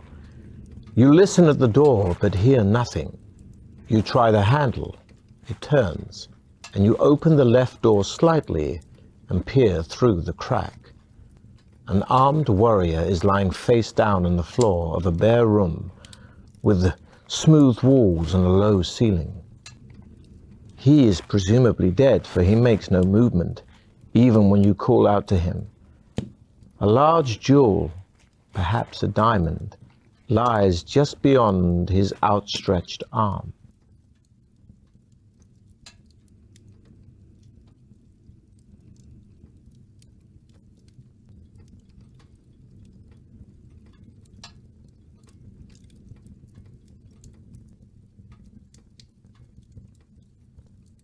You're about to enter the room when the potion of trap detection begins to work, and you are filled with a terrible premonition of danger.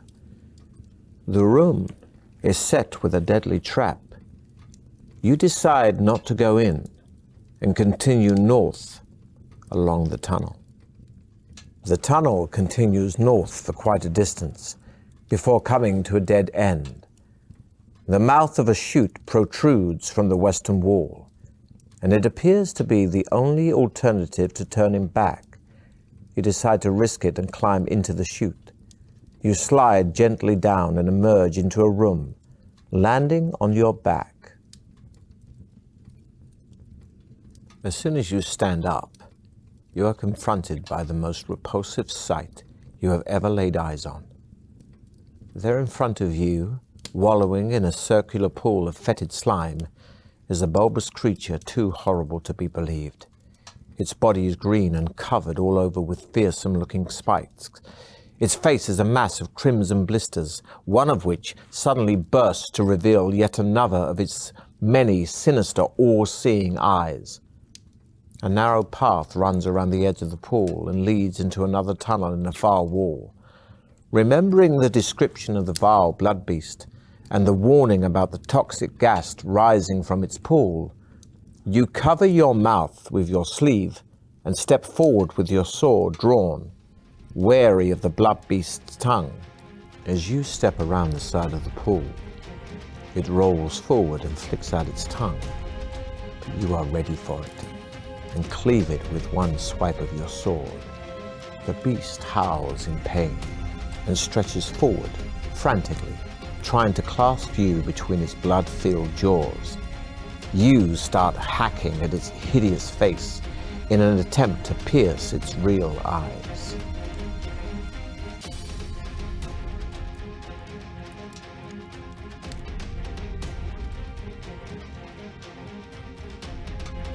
Breathing heavily during your fight, you begin to succumb to the toxic gas and fall, cracking your head on the floor.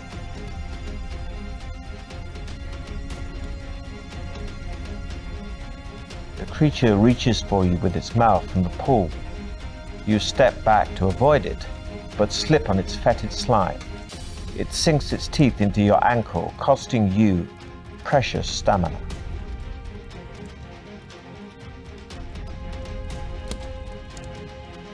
The blood beast's tail whips around you. You duck, but not quickly enough, and it punctures your arm deeply. Although the blood beast is too bulbous and heavy to climb out of its pool, its long tongue stretches and wraps itself around your leg. Still unconscious, you are dragged into its pool of slime. After being pre-digested by the vile slime, the hideous blood beast will consume you at its leisure.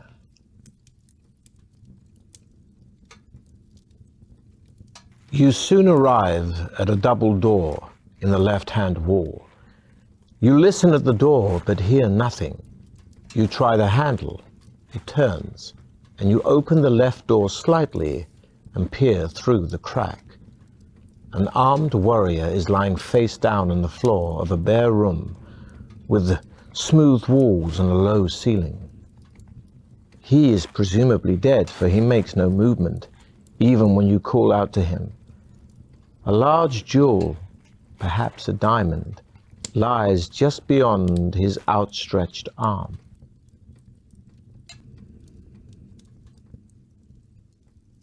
The tunnel continues north for quite a distance before coming to a dead end.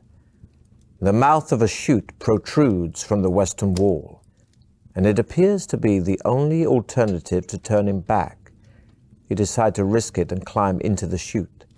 You slide gently down and emerge into a room, landing on your back.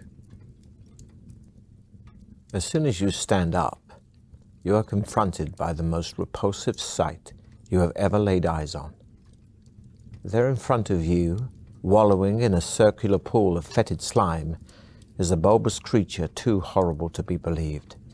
Its body is green and covered all over with fearsome-looking spikes. Its face is a mass of crimson blisters, one of which suddenly bursts to reveal yet another of its many sinister, all-seeing eyes. A narrow path runs around the edge of the pool and leads into another tunnel in the far wall. Remembering the description of the vile blood beast and the warning about the toxic gas rising from its pool, you cover your mouth with your sleeve and step forward with your sword drawn, wary of the blood beast's tongue. As you step around the side of the pool, it rolls forward and flicks out its tongue, but you are ready for it and cleave it with one swipe of your sword. The beast howls in pain and stretches forward frantically, trying to clasp you between its blood-filled jaws. You start hacking at its hideous face in an attempt to pierce its real eyes.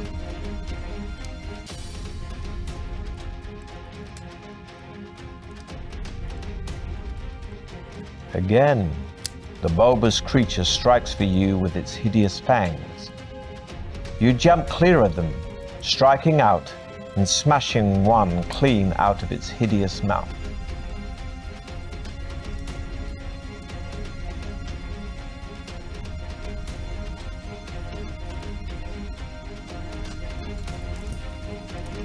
Breathing heavily during your fight, you begin to succumb to the toxic gas and fall, cracking your head on the floor.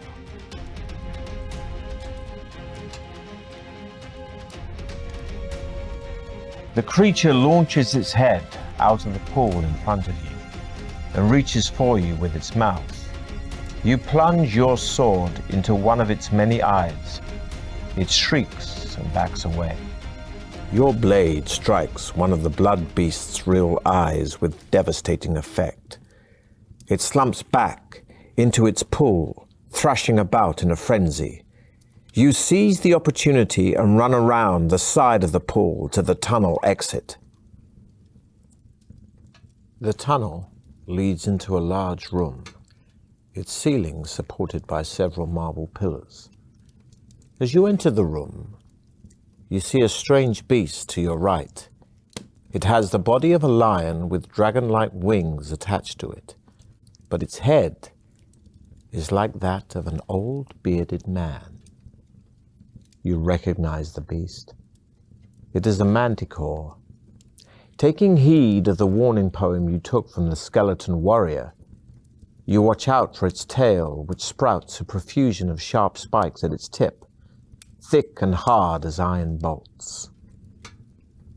You raise your shield in front of you just in time to protect yourself from a volley of spikes released from the manticore's tail and aim straight at your heart. They sink into your shield, and you remain unharmed. Swiftly, you draw your sword and advance on the manticore.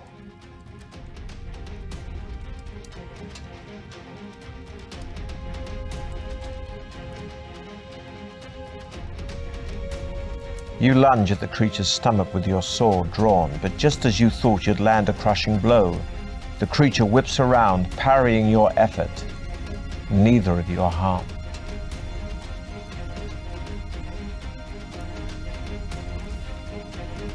You seize an opportunity to attack the creature's back leg and manage to bury your sword deep into its thigh.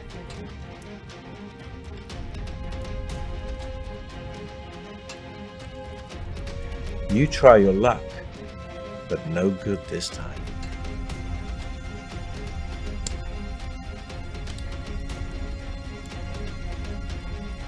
The creature runs directly at you. You move too late, and the creature smashes you onto a wall, costing you valuable stamina.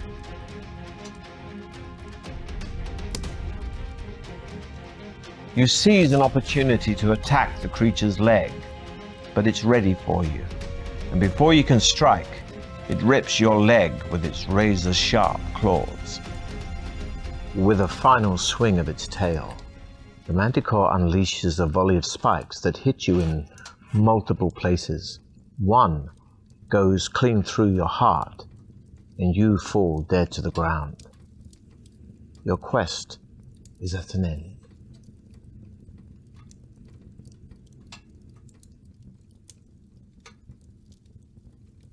The tunnel leads into a large room, its ceiling supported by several marble pillars. As you enter the room, you see a strange beast to your right. It has the body of a lion with dragon-like wings attached to it, but its head is like that of an old bearded man. You recognize the beast. It is a manticore. Taking heed of the warning poem you took from the skeleton warrior, you watch out for its tail, which sprouts a profusion of sharp spikes at its tip, thick and hard as iron bolts. You raise your shield in front of you just in time to protect yourself from a volley of spikes released from the manticore's tail and aim straight at your heart. They sink into your shield, and you remain unharmed.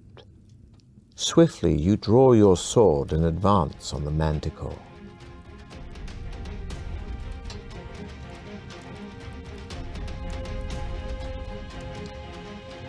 You seize an opportunity to attack the creature's back leg and manage to bury your sword deep into its thigh.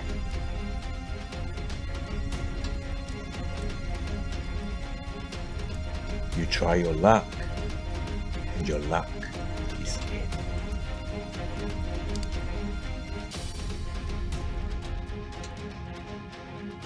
You run to avoid the whipping tail, but stumble. And with a speed you could never have imagined, it tries to sink its teeth into your leg, but you move just in time. Neither of you are harmed.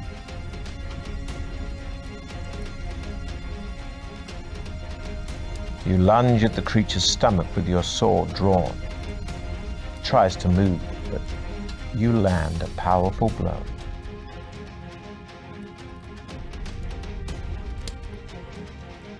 You try your luck, and your luck is in.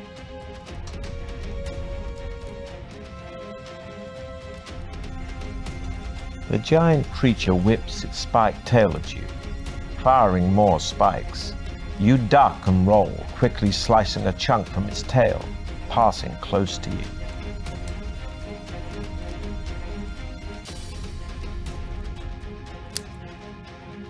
You try your luck, and your luck is in. As you are wiping the manticore's blood from your sword, you are surprised to see a small man jump out from behind one of the marble pillars. He is dressed in a tight-fitting green tunic and looks quite harmless, although you are wary of the way he is holding an opaque glass ball with a shimmering green light. "Greetings," he says cheerfully. "My name is Igbot, the gnome, and I am the trial master for your final test. Needless to say, my magical powers are great, so you should not try to attack me. You may have learnt, during your quest, that gems play an essential part in the trial of champions. The iron door in front of you is the victory exit, but there is only one way of opening it. 3 gems have to be put into the lock mechanism in the correct order. Each gem radiates a unique energy, which will trigger the mechanism. If you do it correctly, that is. But first, we need the correct gems. First, you will need an emerald." The gnome smiles and says, "You truly are a great adventurer. Now, you will also need a sapphire." The gnome, still smiling, says excitedly, "Excellent. Just one to go. Lastly, you'll need a diamond." The gnome shakes his head and says, "I'm afraid that you have failed the trial of champions. Baron Succumvit's Deathtrap Dungeon will keep its secrets for another year, as you will not be allowed to leave here. You are appointed my servant for the rest of your days to prepare and modify the dungeon for future contestants. Perhaps, in another life, you will succeed."